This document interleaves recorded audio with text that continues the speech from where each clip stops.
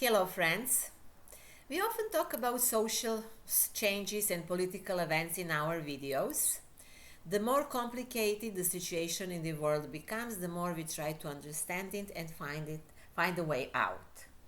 In the process, we forget about the game of life that is so important and sweet.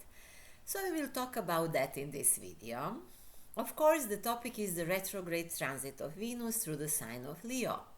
In this video, we will talk about how that transit will affect all of us. So I will talk about individual horoscopes. It was last transit of Venus in Leo from August the 2nd to September the 6th in the year 2015. Otherwise, Venus is retrograde every 18 months. How her retrograde period has more significance now her retrograde period has more significance than usual because Venus is the ruler of the south node, or Ketu as Indians say, and I talked about that in my July video, so check that in July video for 2023. With that, her retrograde period will become somehow destinated, so to speak, or karmic, let's say, and it will be very useful and of great importance for people who are on their path of personal development, because they will learn more about themselves through the archetype of Venus than usual. But you are asking, what does Venus even represent? It speaks of an archetype, or if you want, we can say also, if you don't use this word archetype, we can say energy pattern, which is hard to resist. It represents attraction, especially female, and that what is luxurious, as well also seduction itself. It talks about sensual pleasures, money, possessions, and similar. It represents not only female attraction in male-female relationships, but also the law of attraction itself. And the one who masters this law, he knows or can who and what he can attract, or he can attract everything he wants, and especially on material level, but sometimes also on spiritual level. You know, there are different laws that they don't talk about in schools.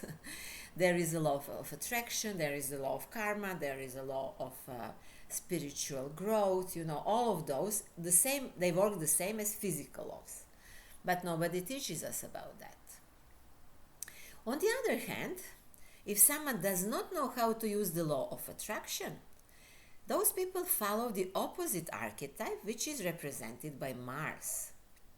Such a person is always in action, enterprising, and often assertive, which means that such person takes what he wants.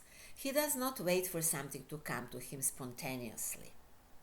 Let me remind you that in many myths and mythologies, Venus herself sometimes also has warrior qualities. But we are not going to go into that in this video, because, you know, Venus must have something what is her opposite, which is Mars. But leave that for some other video. So we have said that Venus is a planet that primarily symbolizes female attractiveness, although, of course, men also use it. And that Venus also symbolizes money. So you see, there is a secret that everybody knows. And the secret is that money and woman are closely related. No matter what we philosophize and how spiritually elevated we are, we should know about this. It's hard to win a woman without money, or to be more precise, without gifts. And gifts don't always have to be in the form of money, but they often are in today's time. And it's worth thinking about that woman and the gift, this connection, during this transit of Venus. Of course, we can also think about that in general, not only in relationship man and woman. For example, what do I have that I can give to others to deserve their attention, to deserve their love, or deserve their admiration? If we say, I have nothing, then we are in a problem, and primarily with ourselves. If we say, I have a lot, that's very nice, especially if we do not exaggerate. On metaphysical level, Venus signifies both aesthetic appeal and harmony. Everything has an attraction, and the soul of a man has attraction, and ideas can be very attractive. And that's what Plato, philosopher, was talking about. Plato said that we trust our eyes, so sometimes we forget to appreciate the beauty that is not visible to the eye, but it also exists. But let's go back to personal horoscopes. In the video for July, I already said something about this transit, so I won't repeat myself, just to mention that Libra, Taurus, and Leo people will be most influenced by this transit. Now, doesn't matter if it's Sun, Moon, or Ascendant in Libra, Taurus, or Leo. Of course, everyone else also, because we all of us have Venus in our horoscope. Actually, it's in all horoscopes, Venus is the ruler of two areas of horoscope. One that is symbolized with the sign of Libra, and the other that is symbolized by the sign of Taurus. Venus in Leo is not in its strongest position, but it has a special charm here, and it seduces very intensively. Namely, the sign of Leo and the Sun, which is the ruler of Leo, represent love and divine love.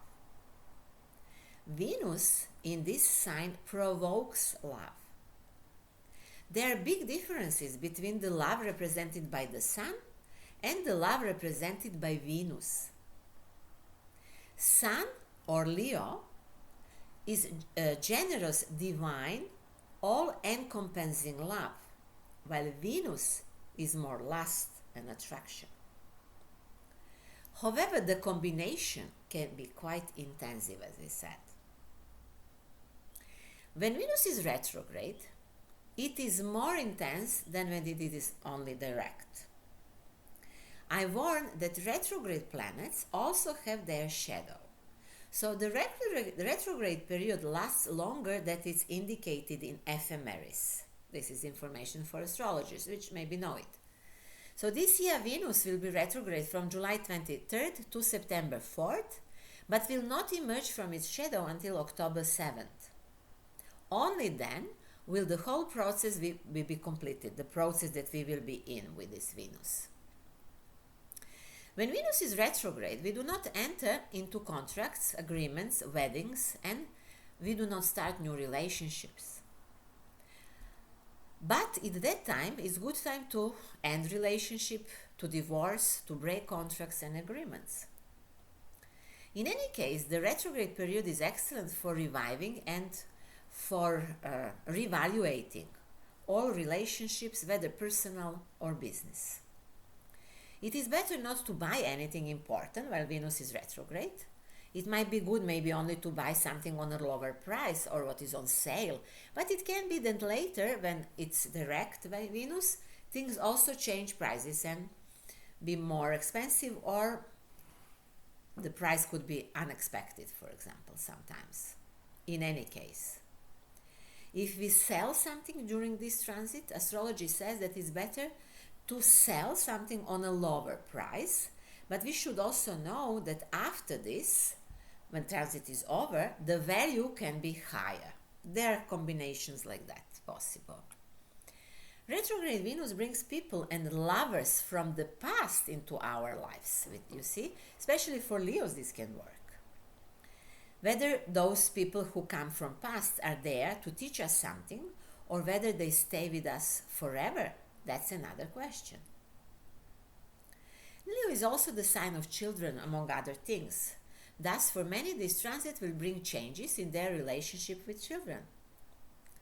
It is also conceivable that people yearn to find a soulmate with this transit. It is not entirely clear what a soulmate should be, because the soul should be complete and it doesn't need another soul, but we speak all about soulmates, even if it does not make real sense maybe. I also talked about that in some of my seminars, but they are not in English, unfortunately. Since the last time Venus was retrograde in Leo was in 2015. it makes sense to remember whether something was happening with you in that time. If you change relationships, or you experience something new in relationship, or considering love or partnership or money, it is likely that you will do the same thing now, just under different conditions. Venus in Leo also has something glamorous. She's obsessed with shine, success, and strives for fame. So people who strive for fame can have very special time with this retrograde transit. Let's see what specific signs can expect with this transit. Fire signs, which are Aries, Leo, and Sagittarius, will be happier than others with this transit because Venus will be in trine to their signs, regardless of what the revision of the relationship brings. It is certain that the revision, although perhaps challenging, will be in accordance with the needs of these signs or will lead to a more harmonious life in the future. The same applies to changes related to success, money, and everything else. Air signs, Libra and Gemini, are in sextile with this transit. Sextile is a very desirable aspect for love and partnership, as shown by the research of psychologist Carl Gustav Jung. So this is an ideal time for them to reflect and possibly correct past mistakes. Fixed signs, Aquarius, Scorpio, and Taurus, will be in a bigger dilemma than others what to do because they will have tense aspects. Scandals are on the horizon here. Aquarius is in opposition to this transit. The opposition will lead to wanting and at the same time not wanting changes in marriage or any other partnership or other relationship. In any case, how much they value their partner or other people will change. Scorpio and Taurus will be in square with Venus. This is 90-degree aspect. So again, problem. So they will question family relationships and their status in society. If they expected a higher status, more success and so far, it is possible that they will get it, but it is necessary that they reevaluate it in some way.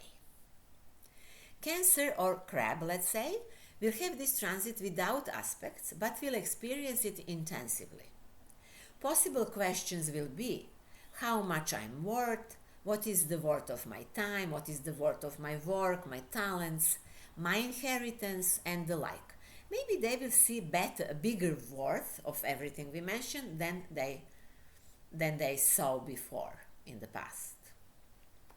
Virgo will have retrograde Venus in the 12th house, without aspects also. But it's still very interesting. It is one of a few transits when universe repays our debts. So people, money, or situations that they deserve in a way, and they deserved in past, will potentially come to them as well. Of course, Leos themselves have retrograde Venus in their sign.